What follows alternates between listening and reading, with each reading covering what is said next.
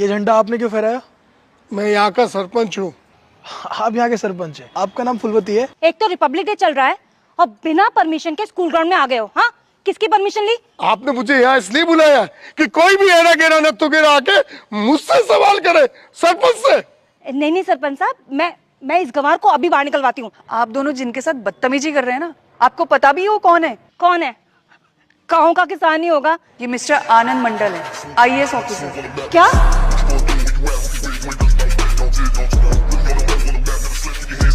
चप्पल लुंगी पहन के क्यों यहाँ आए हैं?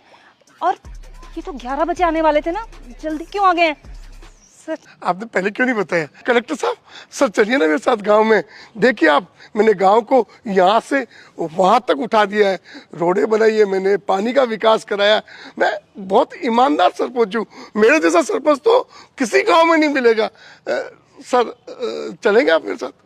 आप इन्हें जानते हैं? हाँ सर, ये तो मेरी धर्मपत्नी है। आपकी धर्मपत्नी? अच्छा एक बात बताइए, आप इस गांव के सरपंच हैं? साहब सरपंच तो मैं ही हूँ, पर सारा काम मेरे पति ही देखते हैं। वो कहते हैं कि मैं अनपढ़ हूँ, मुझे कुछ नहीं आता, तो इसलिए। सर सरपंच तो यही है, लेकिन ये तो महिला है ना। महिला का काम तो झाड़ू पोछा, घर का काम करना होता है। ये सब तो पुरुषों का काम होता है। हम पुरुष करेंगे ये सब तो। वो क्या है, मेरे पे 2-4 केस थे, मैं चुनाव लड़ नहीं सकता था, इसलिए मैंने इनको चुनाव लड़ाया। बाकी सरपंच की कमान तो मैं ही संभालूंगा ना।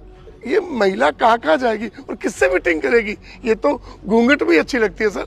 आप जैसे लोगों की वजह से महिला अपना अधिकार नहीं ले पाती है, वो कुछ कर नहीं पाती, हमेशा उन्हें घरों में रहना पड़ता है। आप पे 2 केस लगे हुए हैं ना, तीसरा भी लगने वाला है, आप जेल जाएंगे। नहीं सर, मुझे माफ कर दीजिए सर, मुझसे गलती हो गई, आगे से ध्यान रखूंगा। माफ? अच्छा ठीक है, मैं आपको माफ कर दूंगा, लेकिन उससे पहले आपको मेरे कुछ सवालों का जवाब देना पड़ेगा। सर क्यों नहीं, मैं यहाँ का सरपंच हूँ, पूछिए आपको क्या सवाल पूछना है। अच्छा बताइए, अभी आप झंडा फहरा रहे थे, तो राष्ट्रीय गान के बारे में बताइए। कुछ पता है आपको? चलो कुछ इजी सा पूछते हैं आपके लिए। सब छोड़िए, ये बताइए भारत में राज्य कितने हैं? नहीं पता। आप ये बताइए कि भारत की राजधानी क्या है?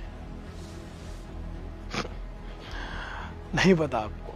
चलिए एक आसान सा सवाल और, आप पढ़े लिखे कितने ये बताइए। सर मैं पढ़ा लिखा यहाँ तक सर अनपढ़ हूँ। आपको मजाक लगता है? आप जैसे अनपढ़ की वजह से ही हमारा देश पिछड़ता जा रहा है। हर चीज़ को आप लोग हल्के में लेते हैं। अब सरपंच है तो क्या आपने क्या कर लिया?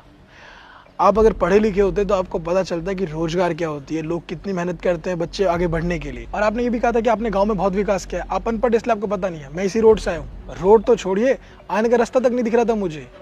ये विकास किया आपने गाँव में। आप पढ़े लिखे हो